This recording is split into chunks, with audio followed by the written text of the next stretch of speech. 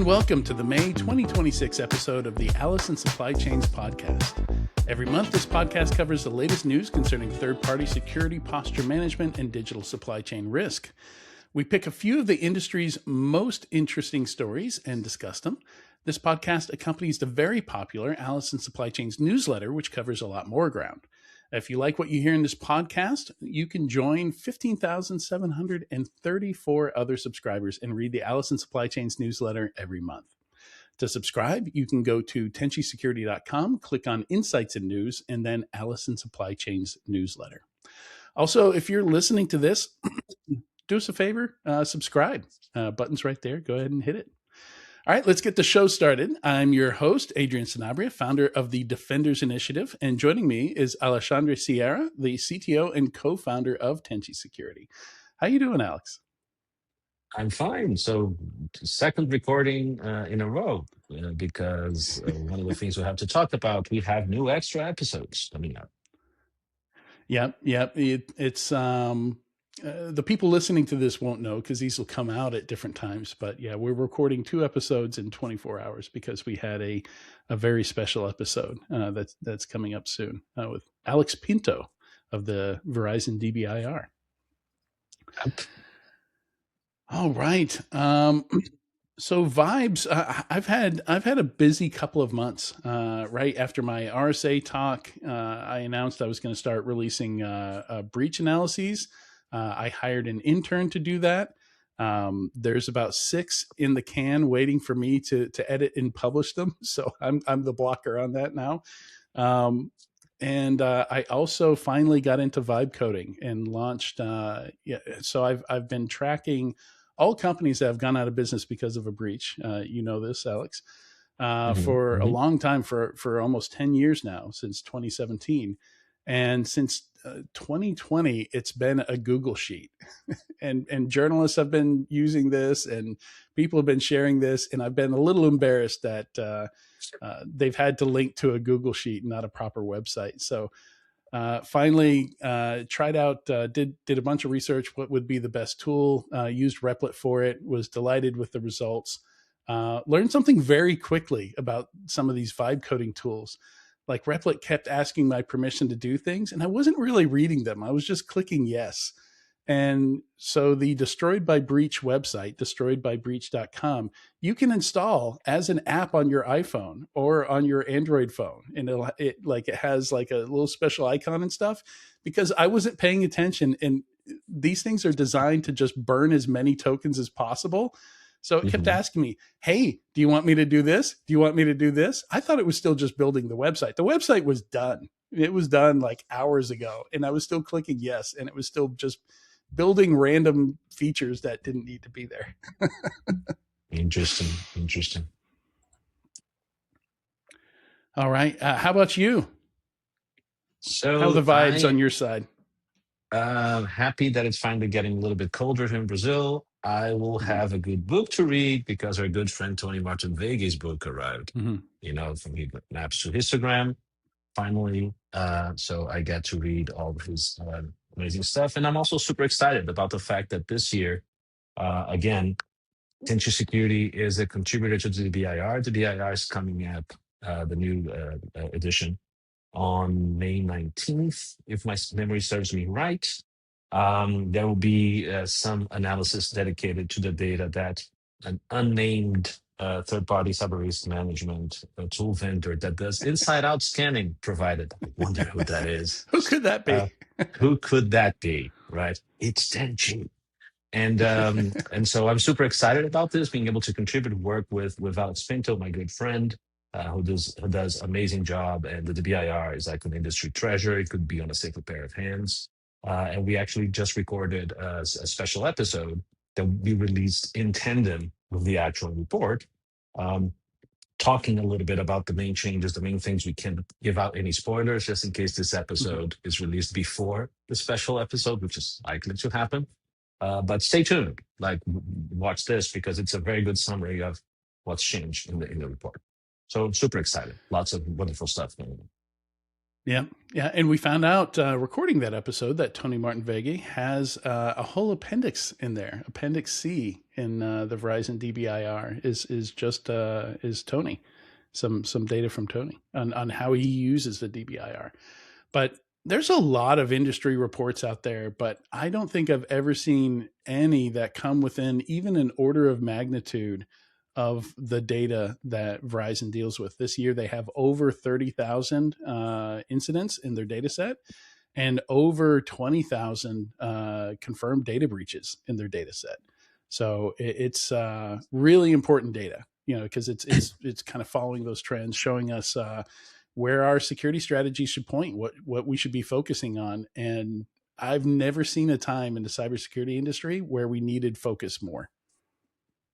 And I would say as well, it really stands out for the statistical rigor that is applied to the analysis and how independent and unbiased it is. Meaning it has biases from the data it gathers, and they're very clear to point this out. Mm-hmm. But what I Yeah. mean by that is typically vendor research is very much motivated by trying to emphasize how important whatever that vendor does is, right? Whereas the BIR very clearly is unpassionately telling you what's up, what's down, either Mm-hmm. because Verizon does it all or because Verizon doesn't care. Sorry, a little ex Verizon employee humor there for just a handful of people listening to this. But it's very much the main benefit of this report is how unbiased it is, and it's been running so long that you can see the trends over time, right? It's 19 years already, right? If I remember correctly. So Yeah, it's 19 yeah, years. Mm-hmm. long running report. So it's again a treasure of our industry. Yeah, and that data comes from 145 different countries as well. So it's not just data from vendor partners, but from law enforcement all around the world as well. Yeah, really impressive report. Um, yeah, so let's jump into. You know what we just did, Alex? We just recorded a short teaser for that episode. We That's what we did. just did. We should release it as a short, actually. Yeah, Absolutely. I will capture that as a short. I'll have to make a note here. All right, jumping into story number one here. Compliance paperwork won't save you from a vendor breach. Quite a title, and I think well describes this. And this is going to kind of be the theme of this episode, of the May episode, are these kind of, I've been calling them the turduckens of breaches. Like when breaches lead to more breaches. If you don't know what a turducken is, it's this like old European tradition of putting ever smaller birds inside larger birds and cooking them all like nested together. Sounds I grew up a vegetarian, so it sounds really gross to me. But I don't know. Maybe some people Russian enjoy it. dolls, stacked turtles, like turtles all the way down. Choose your metaphor. Yeah. So I'm just going to describe it real quick, and then pass it over to you, Alex, for your thoughts on it. But basically, this is from KaneMcGladry.com, and I had to do some research just to understand a chain here. So SonicWall had a breach last year. You might remember they had a cloud backup service for your firewall configs. So if something happens, your device bricks itself, just it reboots and never comes back again. You can easily restore your stuff. Obviously, you would not want to have this repository breached, but it did get breached in a way that I've been seeing IoT devices, cloud supported IoT devices, get breached for over a decade. In fact, if I cared to create the CVEs, I would have CVEs in my name for this. But yeah, in 2012, I found like a Meraki style device where the only authentication you needed to grab the config was the MAC address of the device. So that's Wow. basically what happened here, except with the serial number of the SonicWall. And the problem with the MAC addresses is they were all built around the same time. So all the NICs, came off the same assembly line at the same Hmm. time. They got their MAC addresses. So if you had one MAC address, I just wrote a Python script that would guess upwards and downwards sequentially from that MAC address. And sure enough, was able to get every customer's config from those devices. And that's how this hack happened. It was possible just guessing serial numbers to grab all the configs. And so that resulted in some breaches. One of those breaches was a company called Marquee Software Compliance, or no, Solutions. Software Solutions. Yeah. So also had to look up who Marquee was, but basically SonicWall is getting sued by Marquee. A bunch of people are suing Marquee. Marquee's customers are getting sued. So this is where this Matruva, I forget what the Russian dolls are called. Matryoshka, I Matrushka. think they're. Yeah, Matryoshka, some. I think it is. Yeah, I don't speak I'm Russian, so I'm sorry. the only thing I'm sure of is that I'm butchering it, but yeah, that's where this metaphor comes from, because we now have three levels deep of legal actions because of one breach in a supplier here. So So Marquee is a company that apparently does CRM and compliance software for financial institutions. Probably don't have a lot of critical data on anyone. So the thing is, Sonic Wall gets breached, and inside those backups, you had everything you needed to become an admin and log into the firewalls because it included like the passwords of the admins, their interfaces, whatever, or recovery codes, right? yeah, So, backup codes. Yeah, that's a key point. right, Don't remember backup codes. yes, and So, so Markey uses SonicWall and alleges in a lawsuit against SonicWall that they were hacked because of that, because someone broke into their SonicWall and then pivoted internally and compromised Markey. Because they compromised Markey, they now got data from the customers of the banks that were Marquee's customers, right? And so those bank customers, those individuals, 672,000 of them spread out over 74 financial institutions that were customers of Marquee software, decided to sue. There's a bunch of class action lawsuits against the banks. So the banks are suing Marquee. And so Marquee is suing SonicWall. So it's the only certainty in all of this is lawyers make cha-ching and, make a great deal of money out of all of this, right? So that's one of the things that I worry about is what does this end up at? Like, I can understand that the banks have a fiduciary responsibility to protect their customers' data. And I believe they're the ones most likely to actually lose money on the lawsuits. But everyone else on that chain will probably be hiding behind this well accepted and super strange practice we have in the software industry where, you're buying my software as is, no Mhm. liability, no responsibility. I'm not claiming it does anything. You're buying it, out of sport, or as Microsoft would put it, for entertainment purposes, Entertainment right? uses only.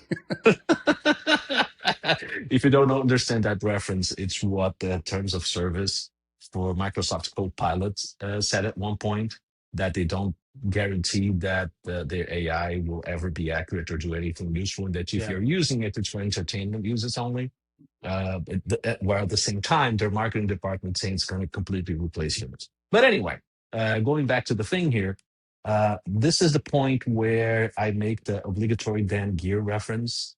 I mean, the lack of liability for software vendors is one of the things that keeps making the economic incentives misaligned and makes companies like SonicWall get away with maybe not having as good a security on their products as they should have, or Marquee's not having as good a security on their infrastructure as they should have, not trying to minimize the amount of access and data they collect, right? Because there's no extra consequence if they collect all the things and they have all the access, and that's easier to do. And so, as long as we don't fix the liability problem, that's probably not going to go anywhere. Again, based on what happened with CrowdStrike, that generated a lot more losses than probably those banking customers had, right? Just for one company, again, $500 million in losses, one airline, Just one still customer, just Delta. just Delta. Right. They stopped almost like half of the world economy, right? Because Yeah. of their bug, which wasn't even a security incident. I mean, technically, yes, because it was an availability problem, but nothing. Availability. Yeah. They weren't hacked or anything. Um, but still, the lawsuits are going nowhere. CrowdStrike seems like they're going to win because their contracts and their liability waivers are so strong, and courts have been upholding them that it's where this is likely to go. Again, I think I'm not a lawyer, but the looking at this, it seems that the banks are going to be holding the bags, right? And I'm going to stop here and let you put your thoughts in, because I think this is one of the things we need to fix. And this just makes the point of, if you are dealing with the end customers, if you are the banks, like trying to have contractual clauses, trying to guarantee that, hey, I'm going to sue the third party later, not likely to happen. You either go do deep, you're deeply convinced that your third party is doing things right, or you are going to be left holding the bag, in my experience. Yeah. Yeah, I think this is going to be another theme of this episode, but I came up with like a memorable tagline back when I was at 451 Research, when I was an industry analyst. Where I say, build systems as if everything has a 0 day and the patch is never coming. Right, like that's kind of the mindset you need to have when you build this stuff. And there's I'm doing a couple webinars today. One of them I've spent probably over 1,000 hours thinking and rethinking and redoing the outline and redoing the slides on, and it's around rebuilding vulnerability management. With taking into account everything we know now. The increased likelihood of 0 days, the increased ease of finding and using 0 days, and building those exploits with AI. And this is just it's more important than ever, and we know how to do this, right? But the problem is, it's never been easy, right? It's very easy for attackers to now use AI to find a vulnerability in something and to build an exploit for that vulnerability. You do need some expertise still to do that, but you know just do zero trust is not it's not a simple or easy thing. So it's I don't really have any good news on that webinar that I'm doing later today. It's like, hey, like, this is in all the standards. This is in, hardening, asset inventory is extremely important. I wonder how many of these companies with sonic walls realize that they need to patch and upgrade these things. We've seen some ransomware actors just targeting some of these same network edge devices, that are exposed to the internet, and using 2, 3, 4, 5-year-old vulnerabilities with a lot of success. So there's another breach trope that occurred here, and it's the trope where you come out with the investigation isn't even done yet, right? But somebody decides they're going to put out a press release that says, nobody panic. This only affected a small percentage of customers. The attackers only got access to dev, and that's exactly what SonicWall did here. And then 3 or 4 months later, they come out and they say, so initially they said 5% of customers affected. Then 3 or 4 months later, they come out and they say 100% of customers affected. And yeah, they got from dev to prod. I'm shocked, Adrian. Shocked. Well, not that shocked. Yeah, that's getting old soon. And they do that because, as you said many times before, the press never goes back to this. Yeah. And once they cover the initial 5%, then they don't look up at the follow-ups, and not at least not the major media, which is a problem, right? The lawyers Uh, followed up. right. And the people that potentially lost money followed up. Yeah. So yeah, but again, the lawsuits against the banks are interesting because they're suing institutions like First National Bank of Pennsylvania and IQ Credit Union. I'm going to quote the article we're going to link to, for negligence and breach of fiduciary duty, arguing the banks failed to oversee their vendors, and I'm adding properly, right? Yeah. So if you are in TPCRM right now, you should pay attention to this. You should, especially if you are in a financial institution or a regulated industry where something similar could happen to you. This is one of the things you now can point to say, just doing the bare minimum, just checking the check boxes, just getting self-reporting from the vendor is not enough, because we are still going to be possibly held to account if we didn't do deep enough due diligence, if we didn't actually like dig and check that the critical vendors we used had proper security. And one of the other points the article makes, which I think is I've never seen it raised before, is that all of the documentation it generates during the TPCRM process is going to come up during discovery, because since the claim is that you didn't do enough due diligence of your vendors, how well that what you did during that due diligence, what you found and said was okay, like what risks you accepted, who overrode that risk, that business team that said, nah, their security is bad, but we need to go with them anyway. Or if you even check the right things that should be checked, all of this now is going to come up during discovery. And it's going to be used against you to say you knew the risks and didn't act, or you failed to notice the risks. And it was your job to know what the risks were, right? So Yeah. Again, this is a very strong incentive to do TPCRM right, to go deep and not just look at surface level of self-reporting or whatever it is, right? And the other thing that we covered the original Sonic Wall breach. I don't remember which podcast episode. I'm going to bring back something from that. Security vendors, because of the network positions, the level of access they have, should get more scrutiny during TPCRM, not less. I think we do a bad job of identifying which softwares are prioritizing, which vendors, which softwares we use are more concerned, should be more concerning, and should get more assessed. And so I feel like people give security vendors more of a pass because they're security vendors. They probably did their security well. I wouldn't count on that. Security vendors are under the same economic incentives to ship fast, ship features, be faster than their competitors. And as this example shows, not necessarily do a great job, even security-wise. And how many companies out there, how many first parties are truly evaluating the security of the software that your vendors are providing? I think we also fail to realize, first of all, we are downloading and installing stuff. We should be checking that the thing we're installing in our environment, even though we control the environment around it, is secure. Yeah. Also, did you notice And that your it firewall doesn't vendor? mean you have to find every vulnerability in it. Yep. But a little bit of checking, you can get a sense for if this is a hot mess or if they know what they're doing. I've seen a lot of software RFPs in my life. I used to be a reseller, right? Do you know how many times I saw an RFP requirement for the software vendor to provide an independent security assessment of their software? Like, hey, did you hire Trail of Bits to review your code Right. to see if your software has like gaping flaws in I'm it? guessing not often. Never. I have Really? never seen an RFP that said that. So Wow. maybe this has to change. Also, I'm assuming a lot of people fail to realize that Sonic Wall became a SaaS provider. They, at some point throughout their history, were just a firewall vendor. So you downloaded and installed the management console on your own infrastructure, the firewall on your own infrastructure.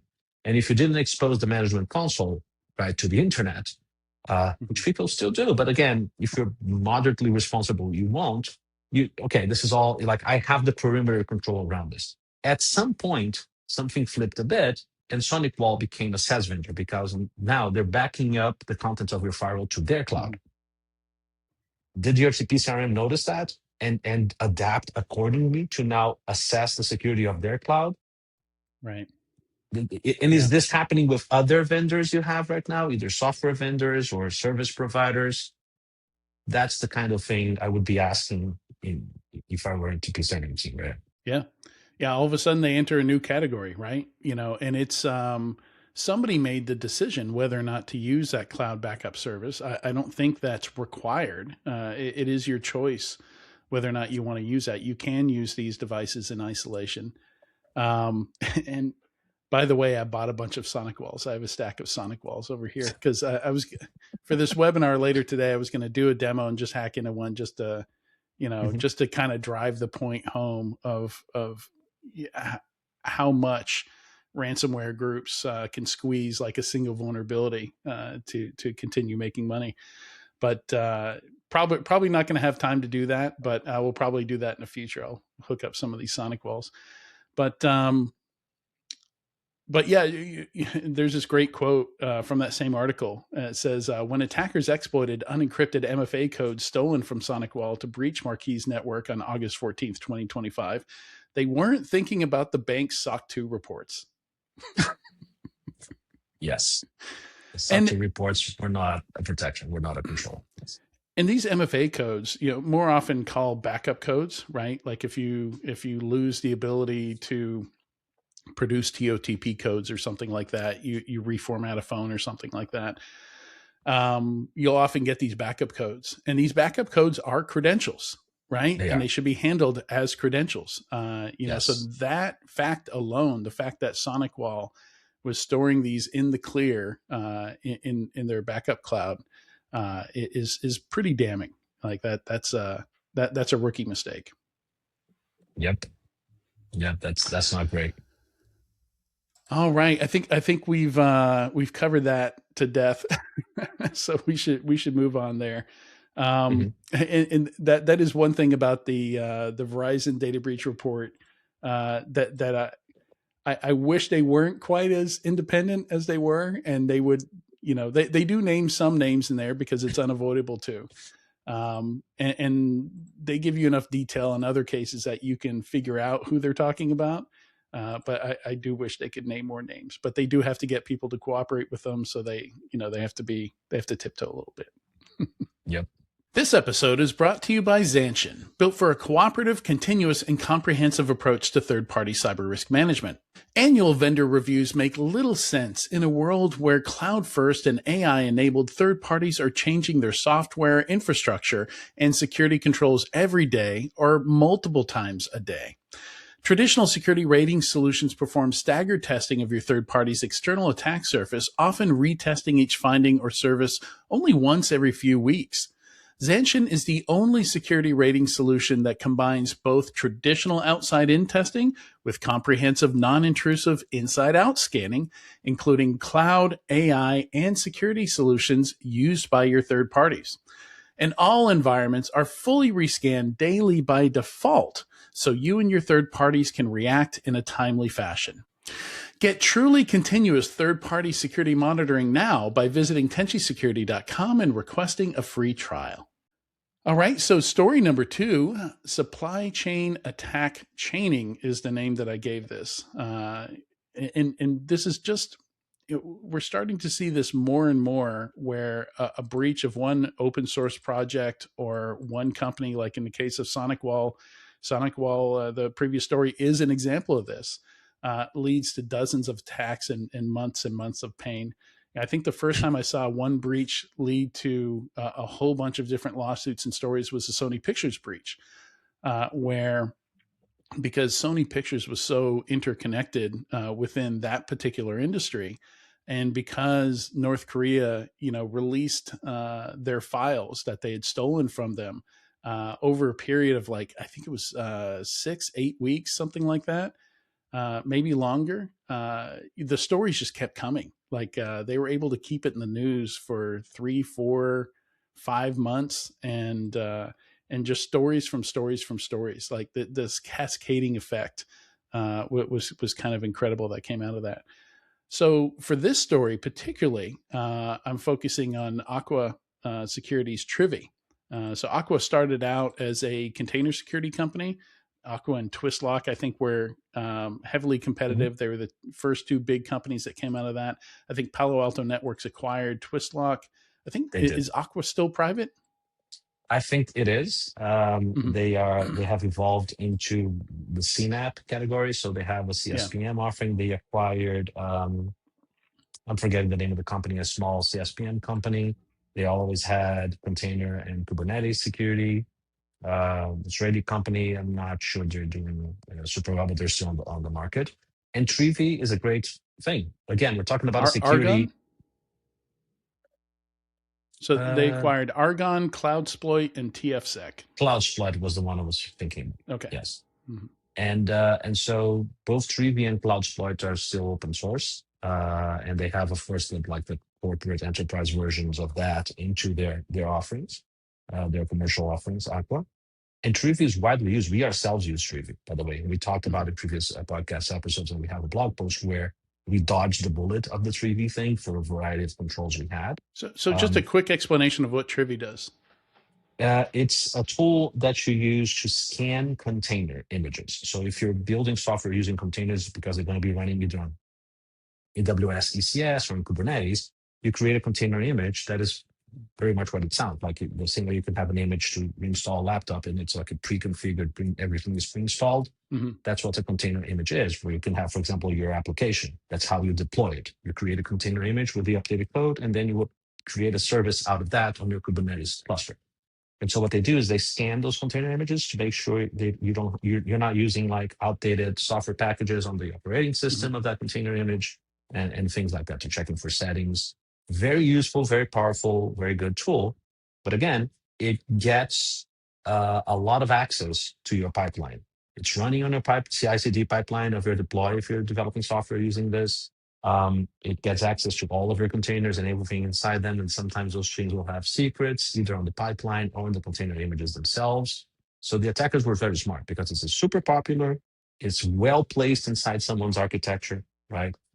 So by compromising that, they got to steal a bunch of credentials. They got to run malicious code inside of the pipelines, which themselves have a lot of privilege to sometimes access production. Because if you run Trivy and then you deploy to production, that same pipeline where Trivy is being run also has the privileges to deploy to production. And the Yeah. attackers can exploit that. So that's what the problem is. Yeah, so the estimates here are pretty bad. So this was a GitHub attack. How they got into Trivy in the first place was I think there was a personal access token exposed somewhere that they were able to capture. And even though Aqua Security recycled, like they had treated it as an incident and they recycled some credentials, they didn't recycle all the credentials. Mhm. So the attackers still had some access. I don't understand all the technical details there, but this was snatching defeat from the jaws of victory situation where they responded quickly. They did the right thing. They just didn't do the right thing completely. They didn't cover all avenues of attack there. And the result is so attackers used an info stealer. That's what they pushed out through Trivy. And, so using credentials, using access to get more credentials. And the estimates are anywhere between 1,000 and 10,000 SaaS environments got hit with this info stealer malware. So very quickly, you're now in a situation where the attackers will never have time to use all that. Maybe they sold access to some of it, but Yeah. we've seen this happen many times. Like in the case of Uber's 2016 attack, the attackers hired somebody to write them a script that would just do cred stuffing across all of GitHub. And they got access to over 1,000 GitHubs. And what they did is they just took the Alexa top 100,000 list of websites and they correlated that with the list of companies whose GitHub accounts they had access to. And Uber came out on top. So that's who they ended up targeting. But they still had 999 other companies they could have attacked there. So we're likely seeing that situation here where a lot of other companies could have been compromised, but yeah, just the not enough attackers to take advantage. And I And want this is to something, emphasize as well, because they not only stole secrets from the pipelines where Trivy was run, but if Trivy is run because people are testing locally, like developers on their own machines, they could also yeah, steal credentials from the developer machines, but not just from the yeah. pipelines. I don't want to be incomplete in my previous comment. And developer machines are messy, right? Like if this is a contractor that's also working for 5 other companies, that Yeah. the blast radius from that could now hit other companies. So it's yeah, it's very interesting how this can progress. And one of my big concerns with generative AI coming out is that an attacker could automate attacks against all 1,000 that get hit in something like this, and we could start seeing that one day. They could already do um, that. It's going to be more productive doing it, or it's going to require potentially a less knowledgeable attacker to be able to automate this. Yeah. yeah. So Cisco got hit through the Trivy breach. The European Commission's Europa web hosting platform got hit through this. Checkmarks got hit, and because checkmarks got hit, A lot of customers of Checksmark also got hit. The Bitwarden password manager, the CLI version of it, got hit. The Checkmark's Jenkins AST plugin got hit. Light LLM got hit, which is one of the most significant ones because Mercor was a customer or used Light LLM, and so did Guesty, which is like the primary tool that's used for Airbnb and Booking.com hosts to manage their listings. Potentially S&P Global also got hit, which is now the owner of the old 451 Research group that I used to work for. But there's not a lot of details on that yet. But they were listed by Team PCP, who is the threat actor here that claimed credit for this as hit. And then there's Python SDK, and the list just goes on and on. But Light LLM and checkmarks are where it really starts to hit other companies. So you've got an open source tool that's hitting other widely used open source or commercial tools. And this can just keep on going forever through the dependency Yeah, chains. it could. So, and all of those companies you mentioned have, again, potential secondary impacts. So, for example, Light LLM was interesting because it's like a proxy for AI services. So you could have a software that's going to say, I'm going to use Light LLM as an intermediary, connect me to OpenAI, to Anthropic, to DeepSeek, to whatever. Mm-hmm. And then I can route the different things I'm trying to do with LLMs to the best cost benefit for that particular kind of query or something. So we would have the API keys for all of the AI services you use, and it sees the data in flight, potentially, right? So if you are an HR service, right, that's getting personal data from like CVs from candidates, and you're passing it through Light LLM to optimize and rationalize your AI costs of processing that CV. Now the attackers could grab that CV, right? So that's the problem here. Cisco, I mean, they had access to the Cisco source code. Who knows how many vulnerabilities they could mint out of that and then exploit and do big campaigns, because Cisco has a lot of, again, very privileged positioned products, some of which are internet accessible, Yeah. right? Yeah. That could be exploited. A lot of people using Cisco firewalls, edge routers, VPN solutions. They have SaaS offerings now. They own conferencing software, Cisco WebEx. So if they got access, I don't know exactly what they got access to, but if they get access to those to that source code, it doesn't seem like they were able to tamper with the source code, but they got read access to the source code. Did they find any 0 days that they're then going to exploit in a huge campaign? So all of that is super, super interesting, and yeah, that's not great. That's not great Yeah. at all. So what do we do about this? Like how are people getting hit by this? Do they have processes that basically grab the new version of Trivy that potentially has malicious stuff? So let's talk about that a little bit before we move on here, because I think not becoming one of the victims here from something like Trivy, this is a key thing people want to avoid. How do we avoid it? First thing I want to say is that we had a special episode with John Hammond that we recorded recently, Mm-hmm. and it was maybe a month ago, that discusses this very topic in depth. So you should definitely watch this. And I will also say that this is something you should be concerned about your own companies. But again, every company whose software you buy and install on your infrastructure, or every SaaS company you are assessing into your TPCRM, you should be checking that they have proper application security. And it's not just pen testing what's running. You need to look at how they are developing the software and how their CI/CD pipelines work, right? That's something you should really inspect, because it does impact your security. We know this since SolarWinds, and much sooner probably. But so the way that this works again is essentially you are trusting software that is open source, that might have, in this case, it even had a company as a maintainer, right, which was Aqua Security, and it's even a security company. But still, but most open source software we trust is actually not like that. It's a couple of hobbyist maintainers that are doing, amazing work and contributing to society for whatever reasons, and they're helping a ton of companies, right? So what do we do about that? We can't stop using open source. Like that's not viable, right? Right. But we can be more picky about which open source we use.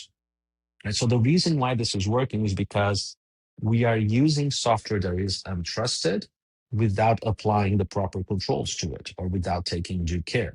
And why? Because it's hard taking due care. And a lot of those decisions are being made by engineering teams.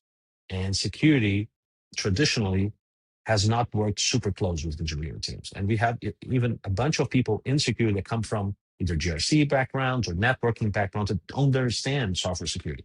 We need more people with engineering skills and security skills to bridge that gap, and security more active inside of how engineers work, right? So I have like a laundry list of things that people could be doing to mitigate those risks. If you are running untrusted code, it's impossible to guarantee you won't get breached sometime.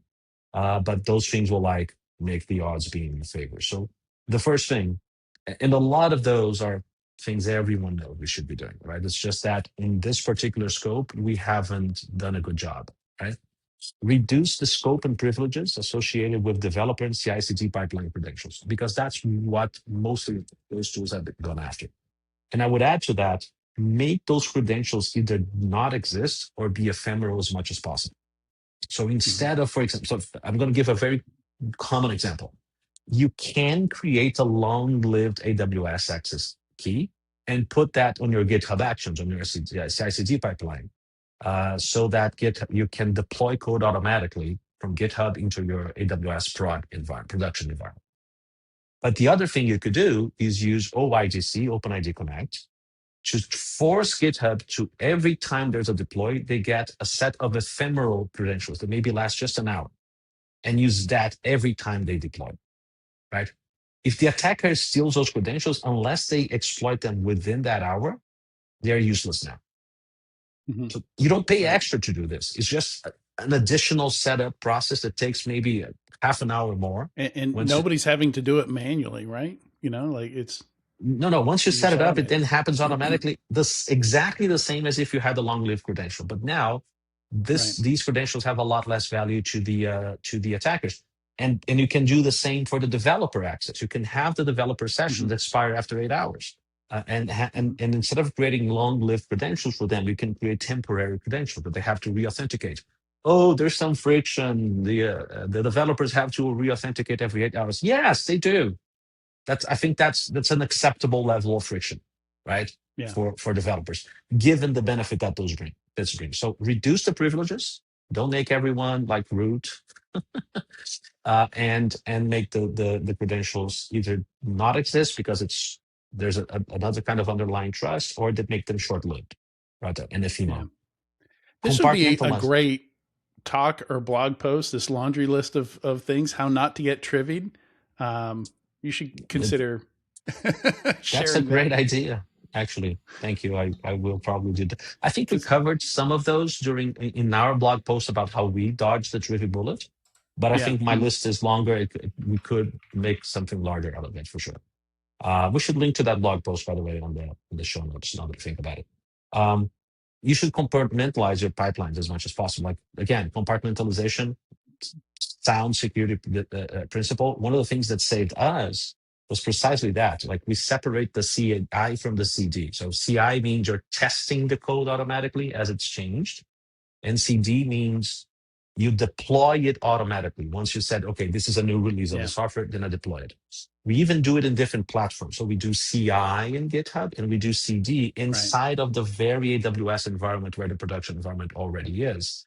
And this is running different code. So the code that is in GitHub and that is running Trivy to do security tests on the container images is not even in the same platform as the code that then deploys this to production and has write Yeah. access into production, right? So Yeah. there's no way someone compromising any of the stuff we run on CI, which is a lot of stuff. We run a lot of tests, you know, um, that this could get production credentials, right? And none of my developers have production credentials, like long-lived production, only like break glass in case of fire kind of scenarios. And they might, right? So that's basically what it's going to save you the most from all of those things we just discussed. There's a bunch of other things you can do that are more technical. We document them. We discuss them on the one with John Hammond. I'm going Yep. to just Yep. say one more, and I've been banging this drum, and we talk about this on the DBIR episode as well. Complexity is the enemy of security. The fewer things you have, the fewer different technologies, or in this case, the less untrusted code your applications are using, either on the pipeline or on their code themselves, the less you're exposed, like you're reducing your attack surface. So working with your developers to optimize the dependency and the dependency graph, because you can have just one tiny dependency, but that dependency then depends on 1,000 other things, right? And so there's a dependency graph. Mhm. Um, Optimizing that to have as few dependencies and making sure you're using dependencies that are as trustworthy as possible. So if you have a dependency from a maintainer that is just a single guy, whereas there's another dependency that's maintained by Google or by a security company, hey, maybe a bad example, but maybe chose that instead of the single guy that might have a health issue and not be able to fix a vulnerability in time or something like Yeah. that. So those are the things you should do. Optimize how many external dependencies you have. Yeah. Yeah, it's it has me thinking about how I use, like Replit is really convenient because they do everything. Like you go from idea to actually connecting your domain to it and production, right? Like it all happens in one place. And like it's the polar opposite of what you're talking about. CI/CD, uh, you know, production, it all lives in one place and it's all accessible from a single prompt. But of course, I'm less worried about like the chance I get sued if destroyed by breach gets hacked is roughly zero. So, You're dealing with all public data, right? You're yeah, not regulated, so that's fine. Again, the controls have to be appropriately sized to the yeah, criticality of what you're doing. In this case, it's not at all.